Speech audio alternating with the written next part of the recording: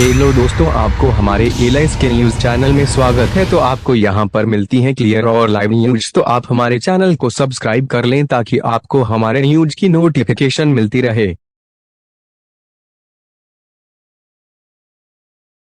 Corona महामारी के बाद मंकी पॉक्स बीमारी का खतरा भी लगातार बढ़ रहा है। बीते 15 दिन में करीब 15 देशों में मंकी पॉक्स बीमारी के 219 मामले सामने आ चुके हैं और बढ़ते खतरे को देखते हुए भारत में भी केंद्र सरकार ने एडवाइजरी जारी कर दी है। फिलहाल America, Britain, France, Germany, Africa में मंकी पॉक्स तेजी से फैल रहा है। यूरोपियन यूनियन डिजीज एजेंसी के ताज़ा अपडेट के मुताबिक दुनिया भर में इस समय मंकी पॉक्स के 219 मामले हैं। भारत में मंकी पॉक्स को अभी तक कोई मामला सामने नहीं आया है, लेकिन पूरी तरह से सतर्कता बरत रही है। स्वास्थ्य मंत्रालय ने जारी की एडवाइजरी। मंकी पॉक्स के बढ़ते खतरे को देखते हुए केंद्रीय स्वास्थ्य मंत्रालय ने सभी राज्य सरकारों को एडवाइजरी जारी करते हुए कहा है कि अस्पतालों को इस रोग के लक्षण वाले उन मरीजों पर नजर रखने का निर्देश दे जो हाल में मंकी पॉक्स से संक्रमित देशों की यात्रा कर चुके हैं। ऐसे मरीज मिलने पर उन्हें तत्काल आइसोलेट करें। एनजीटी ने परसाकोल ब्लॉक 1 अनुमति के खिलाफ अपील को सुनवाई के लिए किया स्वीकार। यह भी पढ़ें, इन देशों में मिल चुके हैं मंकी पॉक्स के केस। America, Britain, Italy, France, Sweden, Spain, पुर्तगाल, Australia, Germany, Israel, Canada, Netherland, Belgium, Austria और स्विट्जरलैंड। मंकी पॉक्स का खतरा बच्चों में ज्यादा। लिवरपूल यूनिवर्सिटी हॉस्पिटल से एचएस फाउंडेशन ट्रस्ट के रिसर्चर डॉक्टर यू एडलर के मुताबिक मंकी पॉक्स के मामले में ज्यादा खतरा बच्चों को ही रहता है, लेकिन इस मामले में लक्षण बहुत हल्के होते हैं और अधिकांश मरीज जल्द ठीक भी हो रहे हैं। राज्यसभा चुनाव के लिए समाजवादी पार्टी ने 3 नाम फाइनल कर दिए हैं। कई दिनों से चल रही सियासी अटकलों के बाद ये तीनों चेहरों पर मुहर लगी है। इसमें देश के माने जाने वकील कपिल सिब्बल, आरएलडी अध्यक्ष जयंत चौधरी और पार्टी के मुस्लिम फेस जावेद अली शामिल हैं। वहीं अखिलेश यादव की पत्नी डिंपल यादव के राज्यसभा जाने की अटकलों पर विराम लग चुका है। हालांकि ये 3 नाम तय होने के पीछे का गणित भी समझना जरूरी है, क्योंकि डिंपल यादव का नाम आखिरी वक्त कट्टा है। समाजवादी पार्टी के सूत्रों के मुताबिक डिंपल यादव और कपिल सिब्बल का नामांकन एक साथ ही होना था। दोनों के दस्तावेज भी तैयार कर लिए गए थे, लेकिन आखिरी वक्त में डिंपल यादव का नाम लिस्ट से हट गया। बुधवार को पार्टी ने कपिल सिब्बल, डिंपल यादव और जावेद अली को एक साथ पर्चा दाखिल कराने की तैयारी में थी। सभी के दस्तावेज भी तैयार कर लिए गए थे। सिर्फ तीनों नेताओं को एक साथ विधानसभा जाना था, लेकिन तभी जयंत चौधरी को लेकर पार्टी के भीतर एक चर्चा चली कि अगर इस वक्त जयंत चौधरी को नहीं भेजा गया तो बीजेपी कोई खेल कर सकती है। फिर बुधवार दोपहर को अचानक ही डिंपल यादव के पर्चा भरने की चर्चाओं पर विराम लग गया और तय हुआ कि जब अखिलेश यादव विधानसभा से लौटेंगे तब इस पर फैसला लेंगे। चर्चा ये थी कि गुरुवार को भी डिंपल पर्चा भर सकती हैं। वहीं देर शाम जयंत चौधरी की इच्छा भी जानी गई। जयंत के चुनिंदा लोगों से पूछा गया तो उनकी तरफ से ग्रीन सिग्नल था। कहा गया कि अगर 1.5 साल बाद ही राज्यसभा जाना है तो अभी क्यों नहीं। इससे एक और गठबंधन का नुकसान होने से बच सकता है। दूसरी ओर बीजेपी के खेल का डर भी सता रहा था कि कहीं ओम प्रकाश राजभर और शिवपाल यादव सपा का खेल न बिगाड़ दें। भाजपा के नेतृत्व वाले राष्ट्रीय जनतांत्रिक गठबंधन ने 26 मई को सत्ता में 8 साल पूरे कर लिए। प्रधानमंत्री नरेंद्र मोदी का कहना है कि उनका अब तक कार्यकाल देश के संतुलित विकास, सामाजिक न्याय और सामाजिक सुरक्षा के लिए समर्पित रहा है। पिछले हफ्ते भाजपा के राष्ट्रीय पदाधिकारियों को संबोधित करते हुए मोदी ने कहा, इस महीने एनडीए सरकार 8 साल पूरे करेगी।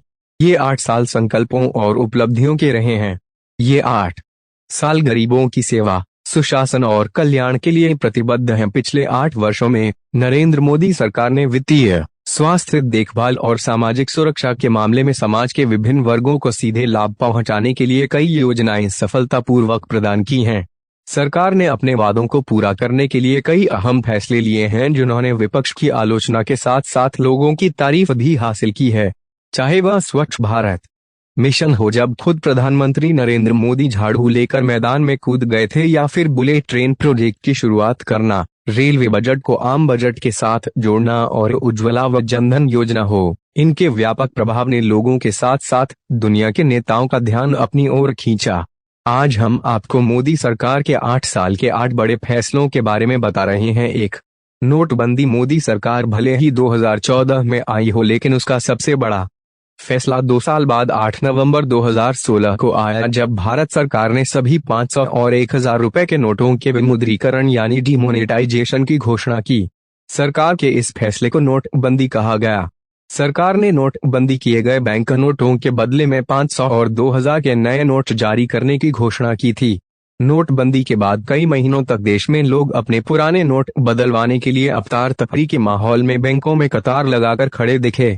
लोगों को पुराने नोट जमा करने और नए नोट हासिल करने के लिए बैंकों में लंबी लाइनें लगानी पड़ी। नोटबंदी फैसले का उद्देश्य इस फैसले का मुख्य मकसद देश में डिजिटल उद्देश्य को बढ़ाने के साथ ही काले धन पर रोक लगाना था। 2 सर्जिकल स्ट्राइक 29 सितंबर 2016 को भारत ने घोषणा की कि उसने पाकिस्तान के कब्जे वाले कश्मीर में नियंत्रण रेखा के पार आतंकवादी लॉन्चपैड को निशाना बनाकर उनके खिलाफ सर्जिकल स्ट्राइक की और बड़ी संख्या में आतंकियों का सफाया किया।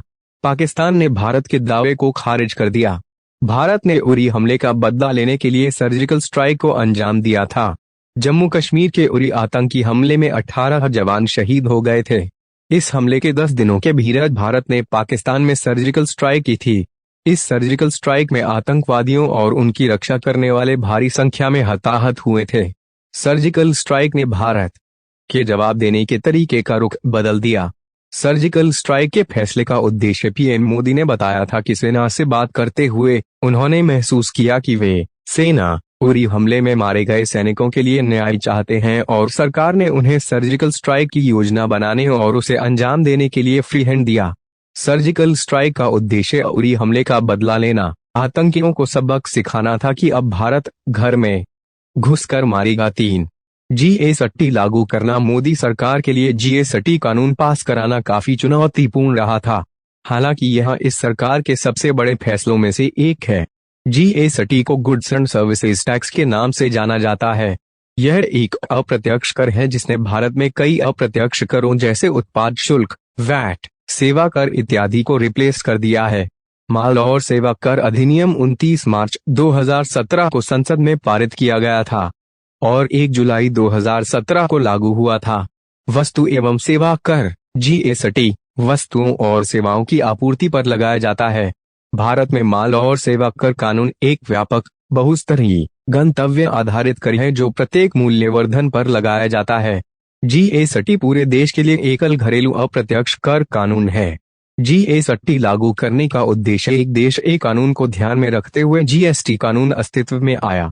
इस टैक्स सिस्टम का मुख्य उद्देश्य अन्य अप्रत्यक्ष करों, इनडायरेक्ट टैक्स के व्यापक प्रभाव को रोकना है और एक टैक्स सिस्टम को पूरे भारत में लागू करना है। 4 3 तलाक अपने दूसरे कार्यकाल में मोदी सरकार की सबसे महत्वपूर्ण राजनीतिक उपलब्धियों में से एक संसद में 3 तलाक विधेयक का पारित होना रहा है। यह एक ऐसा कानून है जिसने तत्काल 3 तलाक को एक आपराधिक अपराध बना दिया। 3 तलाक कानून, जिसे औपचारिक रूप से मुस्लिम महिला विवाह पर अधिकारों का संरक्षण अधिनियम 2019 कहा जाता है, इसे संसद में गहन बहस के बाद 1 अगस्त 2019 को पारित किया गया था। मोदी सरकार का 3 तलाक पर कानून लाने का फैसला भी काफी विवादों में रहा, लेकिन एक बड़े वर्ग ने इसका समर्थन किया। 3 तलाक को तलाक-ए-बिदअत या ट्रिपल तलाक भी कहा जाता है। यह इस्लाम में प्रचलित एक प्रथा थी जिसके तहत एक मुस्लिम व्यक्ति अपनी पत्नी को 3 बार तलाक बोलकर तलाक दे सकता था। इसमें पुरुष को तलाक के लिए कोई कारण बताने की आवश्यकता नहीं होती थी और पत्नी को तलाक की घोषणा के समय उपस्थित होने की भी आवश्यकता नहीं होती थी। तथ्य यह है कि भाजपा राज्यसभा में भी विधेयक पारित कराने में भी सफल रही थी जहां उसके पास बहुमत नहीं था।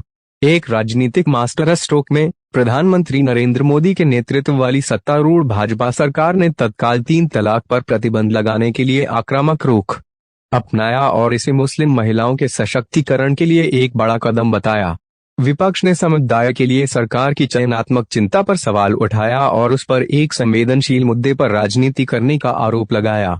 3 तलाक कानून का उद्देश्य मुस्लिम महिलाओं को सशक्त करने के साथ साथ इस प्रथा पर रोक लगाना था। 5 जम्मू कश्मीर धारा 370 मोदी सरकार ने 5 अगस्त 2019 को एक बड़ा कदम उठाते हुए जम्मू कश्मीर के लिए विशेष रूप से बनाई गई धारा 370 तथा अनुच्छेद 9 के प्रावधानों को निरस्त कर दिया। यह मोदी सरकार के सबसे बड़े फैसलों में से एक है। भारतीय संविधान के अनुच्छेद 370 के तहत जम्मू और कश्मीर को विशेष अधिकार प्राप्त थे। अनुच्छेद 370 के प्रावधानों के अनुसार संसद को जम्मू कश्मीर के बारे में रक्षा, विदेश मामले और संचार के विषय में कानून बनाने का अधिकार है, लेकिन किसी अन्य विषय से संबंधित कानून को लागू करवाने के लिए केंद्र को राज्य सरकार का अनुमोदन चाहिए होता था। कश्मीर से इस अनुच्छेद को हटाने के लिए भाजपा ने सरकार में आने से पहले अपने घोषणा पत्र में इसकी घोषणा की थी। सरकार बनने के बाद मोदी सरकार ने अपने दूसरे कार्यकाल में जम्मू कश्मीर से अनुच्छेद को हटाया व इसे केंद्र शासित प्रदेश का दर्जा दिया। इसके अलावा लद्दाख को एक अलग केंद्र शासित प्रदेश के रूप में घोषित किया। निर्मला सीतारमण ने संसद को बताया था कि जम्मू कश्मीर में धारा 370 को हटाने के बाद 890 केंद्रीय कानून वहां लागू हो गए हैं। जम्मू कश्मीर से धारा 370 हटाने का उद्देश्य जम्मू कश्मीर में अनुच्छेद 370-35 से लागू था। इसके तहत जम्मू कश्मीर से अलग किसी राज्य का कोई निवासी वहां पर जमीन नहीं खरीद सकता था। हालांकि कानून हटने के बाद ऐसा अब संभव है। अब कोई भी केंद्र शासित प्रदेश जम्मू कश्मीर में जमीन खरीद सकता है। इसके अलावा प्रदेश में कई अन्य कानून भी लागू हुए हैं। 6 सीएए कानून। मोदी सरकार द्वारा लिए गए फैसले में सीएए कानून लाने को लेकर एक बेहद लंबा विवाद चला। नागरिकता संशोधन कानून को केंद्र सरकार ने वर्ष 2019 में संसद में पास किया था। इस बिल का उद्देश्य पाकिस्तान, बांग्लादेश और अफगानिस्तान से आए 6 समुदायों हिंदू, ईसाई, सिख, जैन, बौद्ध तथा पारसी के शरणार्थियों को भारत की नागरिकता देना है। सीएए कानून राष्ट्रपति की मंजूरी मिलने के बाद 10 जनवरी 2020 से लागू हो गया है। इस कानून को लेकर शाहीन बाग में एक लंबा विरोध प्रदर्शन चला था। दरअसल कानून के तहत केवल 6 शरणार्थी समुदायों को भारत की नागरिकता देने का प्रावधान है और इसमें मुस्लिम समुदाय को बाहर रखा गया है। इसके पीछे तर्क ये दिया गया है कि पाकिस्तान, बांग्लादेश और अफगानिस्तान में मुस्लिम आबादी बहुसंख्यक है। हालांकि राष्ट्रव्यापी नागरिक रजिस्टर एनआरसी और नागरिकता संशोधन अधिनियम सीएए के विरोधी दावा करते हैं कि जो दस्तावेजों प्रदान करने में असमर्थ होंगे उनकी नागरिकता रद्द कर दी जाएगी। सरकार इससे इनकार करती रही है। सीएए कानून का उद्देश्य बांग्लादेश, पाकिस्तान या अफगानिस्तान के हिंदू, सिख, बौद्ध, जैन, पारसी या ईसाई समुदायों के शरणार्थियों को नागरिकता देना है। यह 12 दिसंबर 2019 को अधिसूचित किया गया और 10 जनवरी 2020 को लागू हुआ था। 7 किसान सम्मान निधि योजना पीएम किसान योजना 1 दिसंबर 2018 से लागू हुई थी। इस योजना के तहत जमीन रखने वाले सभी पात्र किसान प्रति वर्ष 6,000 रुपए की वित्तीय सहायता प्राप्त करने के योग्य हैं। राशि बचकर 4 महीने में 2,000 रुपए की 3 सम्मान किस्तों में सीधे बैंक खाते में जमा की जाती है। कोरोना महामारी के बीच यह योजना किसानों के लिए वरदान साबित हो रही है। योजना की खास बात यह है कि यह भारत सरकार से 100% वित्त पोषण के साथ एक केंद्रीय क्षेत्र की योजना है, यानी इसमें राज्यों का कोई हस्तक्षेप नहीं है और पैसा सीधे किसानों के खाते में जाता है। किसान सम्मान निधि योजना का उद्देश्य किसानों को आय सहायता प्रदान करना है। पीएम-KSAN योजना का उद्देश्य किसानों की वित्तीय जरूरतों को पूरा कर उन्हें फसल उगाने में मदद करना है। 8 आयुष्मान भारत योजना। आयुष्मान भारत योजना को नरेंद्र मोदी सरकार द्वारा अप्रैल 2018 में शुरू किया गया था। कोरोना महामारी के बीच मोदी सरकार की आयुष्मान योजना गरीबों के लिए वरदान साबित हुई है। केंद्र सरकार द्वारा आयुष्मान योजना के तहत 10 करोड़ गरीब परिवारों को 5 लाख रुपए का सालाना फ्री बीमा दिया जा रहा है। आयुष्मान कार्ड बनवाने के लिए आपको कॉमन सर्विस सेंटर पर जाकर आवेदन करना होता है। पात्रता चेक करने के बाद जरूरी दस्तावेज देने होते हैं। एक बार कार्ड बन जाने के बाद इस योजना के अंतर्गत प्रत्येक परिवार को 5 लाख का हेल्थ इंश्योरेंस प्रदान किया जाता है।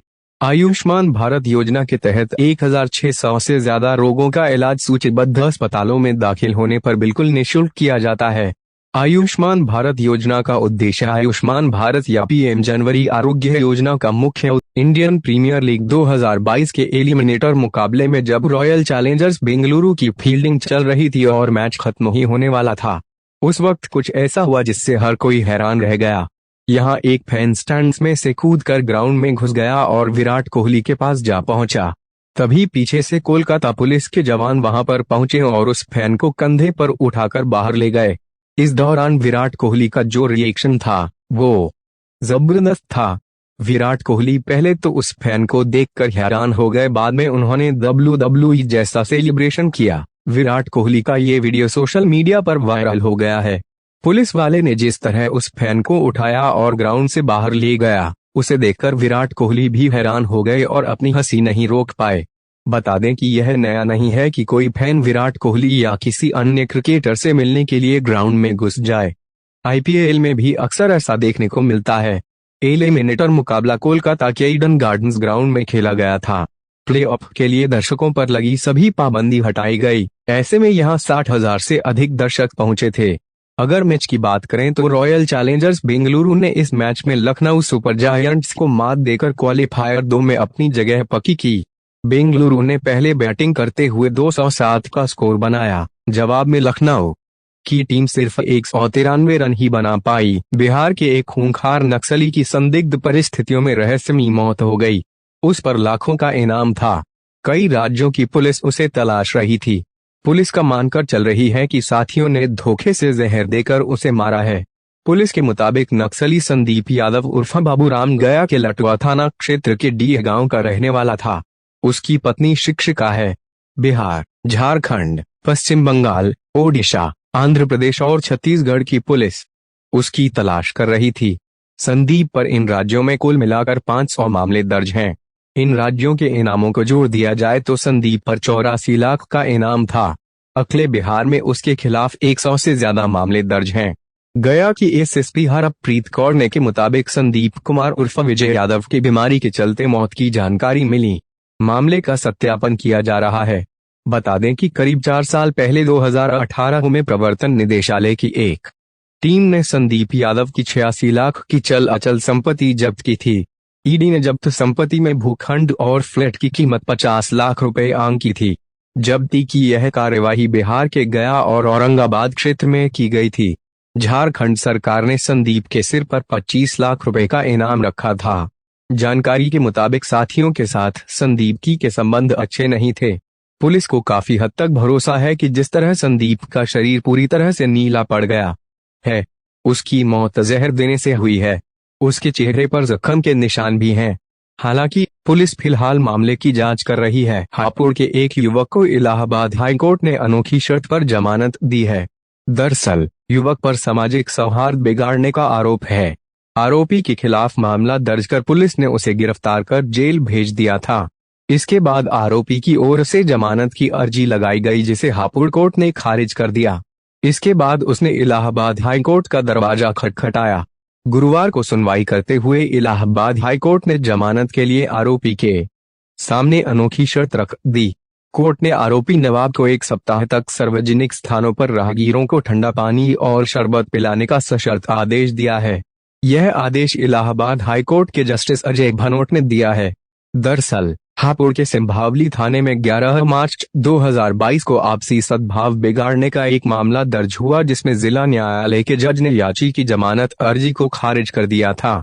याची ने जमानत के लिए हाईकोर्ट में अर्जी दाखिल की थी।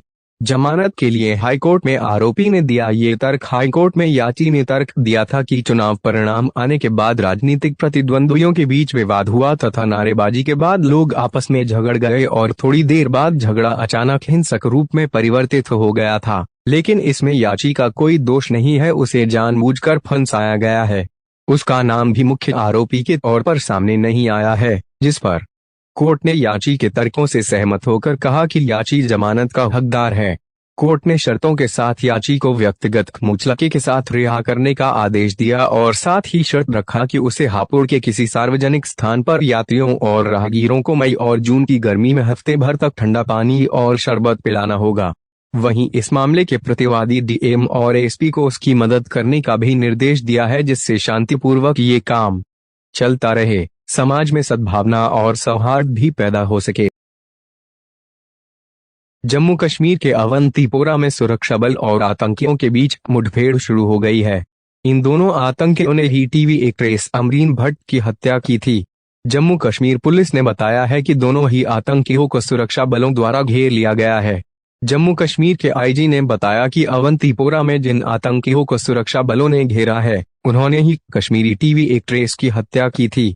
आगे की जानकारी मिलने के बाद बताई जाएगी। उत्तर प्रदेश में गोरखपुर के जंगहा थाना क्षेत्र के एक गांव में बारात के पहले परछावन की रस्म के दौरान गांव के ही युवक संगम यादव की पीट कर हत्या कर दी गई। मर्डर का आरोप दूल्हे के घर वालों, उसके मामा और बेटे पर है। पुलिस ने एक आरोपी को गिरफ्तार किया है। गांव में सुरक्षा के लिए पुलिस तैनात कर दी गई है। युवक की पीट कर हत्या के बाद से आसपास के गांव में दहशत है। जानकारी के मुताबिक गांव के सुभाष चौहान के बेटे इंदल चौहान का एक सप्ताह पहले तिलक था। तिलक में संगम भी शामिल हुआ था।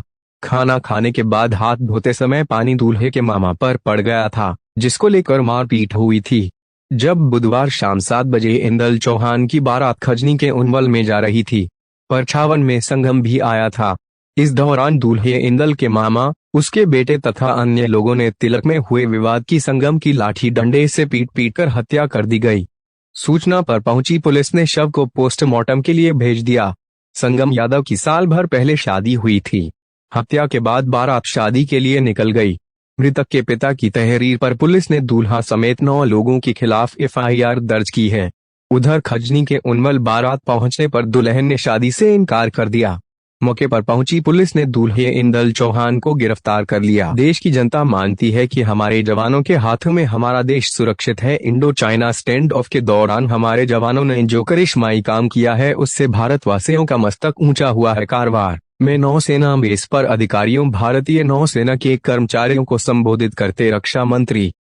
उपचुनाव की घोषणा के बाद छापेमारी होना शुरू हो जाता है। जांच हो, उससे मुझे कोई आपत्ति नहीं है, लेकिन मैं सीबीआई से पूछना चाहता हूं कि इससे पहले और आज की छापेमारी में उन्हें क्या मिला। इसे उन्हें सार्वजनिक करना चाहिए। अपने घर पर हुई सीबीआई छापे पर झारखंड के पूर्व मंत्री बंधु तिर्की, रांची, मध्य प्रदेश राज्य के मुख्यमंत्री शिवराज सिंह चौहान ने कागपुर, विदिशा में नवीन ग्रामीण परिवहन सेवा 2022 का शुभारंभ एवं अन्य विकास कार्यों का लोकार्पण शिलान्यास किया। इस दौरान मध्य प्रदेश परिवहन मंत्री गोविंद सिंह राजपूत भी मौजूद रहे। पनवाड़ी कस्बे की घटना है। पिछली रात वहां ये घटना हुई। तहरीर के आधार पर मुकदमा पंजीकृत कराया जा रहा है। एक व्यक्ति को नामजद किया गया है। शीघ्र ही गिरफ्तारी करके अग्रिम वैधानिक कार्रवाई की जा रही है। अंबेडकर की प्रतिमा को क्षतिग्रस्त करने की घटना पर सुधा सिंह, पुलिस अधीक्षक महोबा, श्रीलंका मुश्किल दौर से गुजर रहा है। मुझे विश्वास है कि आप वहां की मौजूदा स्थिति से चिंतित हैं। एक घनिष्ठ मित्र और पड़ोसी देश के रूप में भारत श्रीलंका को हर संभव सहायता प्रदान कर रहा है। यूपी के प्रयागराज के एक गांव में आधी आबादी पूरा विकास की थीम पर महिलाओं ने कमान संभाली तो पूरे गांव की तस्वीर ही बदल गई। गांव में 0% करप्शन और 95% डेवलपमेंट हुआ है। यूपी के प्रयागराज का शाहपुर नवादा गांव एक आदर्श गांव बन चुका है। महिला प्रधान ने गांव में महिलाओं का समूह बनाकर 1 साल पहले प्रधान बनते ही काम शुरू किया था। गांव की मनोरमा तिवारी ग्राम प्रधान है। उन्होंने 1 साल में गांव में 95% काम करवा दिए हैं। गांव में हुए विकास को देख सीएम योगी ने 11 लाख रुपए का इनाम दिया है। दिल्ली के छतरपुर के राजपुर इलाके में सी ब्लॉक फेज 1 में आग लगने की घटना सामने आई है। फायर सर्विस स्टेशन को आग की सूचना मिलने के बाद दमकल की 5 गाड़ियों को घटनास्थल पर भेजा गया है। शुरुआती खबर के मुताबिक एलपीजी लीकेज के कारण विस्फोट हुआ और इमारत की दूसरी और तीसरी मंजिल क्षतिग्रस्त हो गई। इस घटना में 3 व्यक्ति घायल बताए जा रहे हैं, जिन्हें अस्पताल रेफर किया गया है। उल्लेखनीय है कि गर्मियों में आग लगने की कई घटनाएं सामने आ चुकी हैं। हाल ही में दिल्ली के 2 इलाकों में अगलगी की घटना हो चुकी है। कुछ दिन पहले दिल्ली के मुंडका की इमारत में भीषण आग लग गई थी, जिसमें 27 लोगों की मौत हो गई, जबकि कई लोग घायल हो गए थे। आग की उस घटना में रेस्क्यू करने के लिए 100 से ज्यादा कर्मचारियों को लगाया गया था। इस घटना के बाद कंपनी के मालिक हरीश गोयल और वरुण गोयल को हिरासत में ले लिया गया था। दोनों पर दिल्ली पुलिस ने गैर इरादतन हत्या के तहत केस फाइल किया था।